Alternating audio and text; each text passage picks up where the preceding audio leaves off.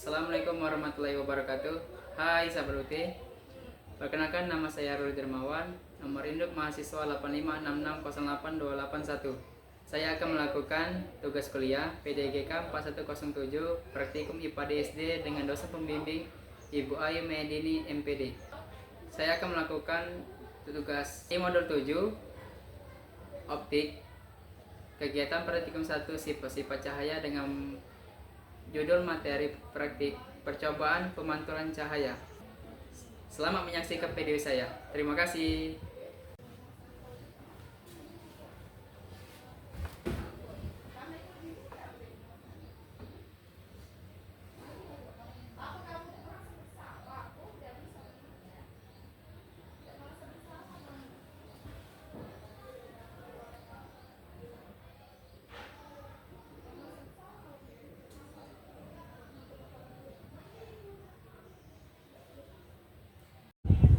Inilah alat dan bahannya.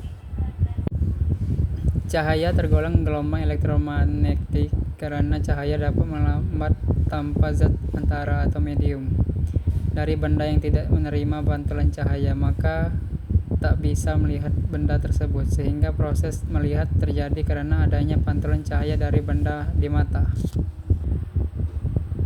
Pemantulan terbagi menjadi dua, pemantulan teratur dan pemantulan tidak teratur. Cermin dibagi menjadi 3 macam, yaitu cermin datar, cermin cekung, dan cermin cembung. Ya, sekarang kita akan melakukan percobaan pemantulan cahaya pada cermin datar, yaitu susunlah lampu senter dan celah cahaya di depan cermin datar sesuai dengan contoh di gambar. Nyalakan lampu senter dan amati dengan baik jalannya berkas cahaya pada saat sebelum dan sesudah mengenai cermin datar. Gambarkanlah jalannya berkas sinar pada langkah kedua sehingga tampak sudut datang yang sudut pantulnya. Ukuran besar sudut datang I dan besaran sudut pantul tersebut. Letakkan sebuah benda lilin ke depan cermin dan amati bayangannya selama benda itu Anda geser di depan cermin datar. Selanjutnya, terakhir, catatlah bagaimana sifat-sifat bayangan yang dibentuk oleh cermin datar tersebut.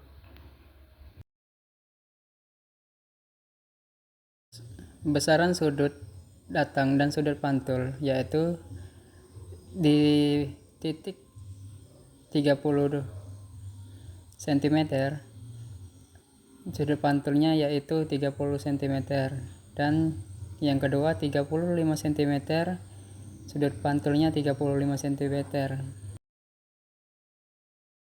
Sifat-sifat cahaya yaitu cermin datar, tinggi benda sama dengan tinggi bayangan, jarak benda ke cermin sama dengan jarak bayangan ke cermin, tegak, maya, sama besar.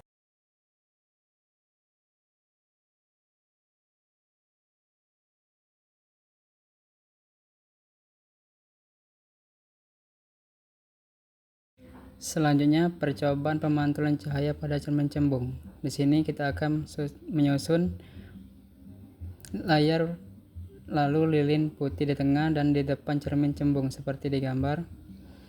Nyalakanlah lilin dan amati dengan baik jalannya berkas cahaya pada saat sebelum dan sesudah mengenai cermin cembung. Gambarkanlah jalannya berkas sinar pada langkah kedua sehingga nampak sudut pantul serta bayangan yang berbentuk. Catatlah bagaimana sifat-sifat bayangan dibentuk oleh cermin cembung tersebut. Sifat-sifat cahaya yaitu pada cermin cembung bersifat maya, tegak, diperkecil sesuai dengan yang di gambar yang saya praktekkan.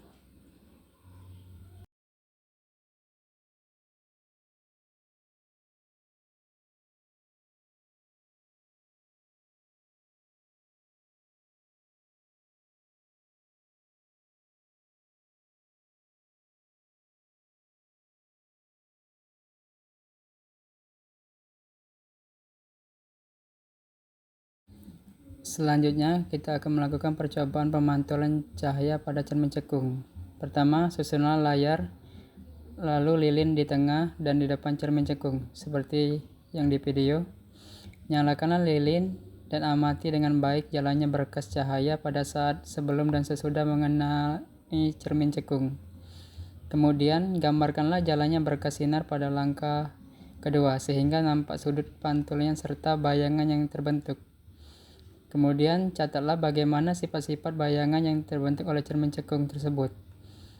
Aturlah jarak benda atau letak layar agar pada layar terbentuk bayangan yang jelas dan tajam. Selanjutnya, ukur jarak benda dan jarak bayangan. Jika benda di depan cermin cekung terus digeser menjauh cermin, maka pada jarak tertentu bayangan benda akan menghilang, tidak tampak. Ukur jarak benda dari cermin cekung pada keadaan tersebut. Sifat bayangan yang dibentuk oleh cermin cekung yaitu benda di antara fokus F dan cermin. Bayangan bersifat maya, tegak, dan diperbesar, berada di belakang cermin. Dan di fokus F tidak ada bayangan yang terbentuk atau bayangan berada di tak terhingga.